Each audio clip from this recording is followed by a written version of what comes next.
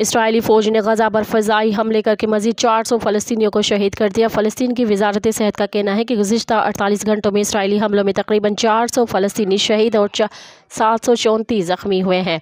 Israeli फ़ौज पनाहगज़ीनों के camp Rafah, Khan Younis और नसीरत में मुसलसल बमबारी कर रही है। अमेरिकी मीडिया के मुताबिक इसराइल ने गजा के जनूबी इलाके पर 2000 पाउंड वज़नी बम गिराए। इसराइल ने फ़लस्तीनियों को गजा के जिस इलाके से बेदखल किया वहाँ भी बम गिराए हैं। हमास के जवाबी हमलों में अब तक 472 इसराइली फ़ौज हलाक हो गए हैं, जिनमें से 139 इसराइली फ़ौजी ज़मीनी कार्रवाई में मारे गए।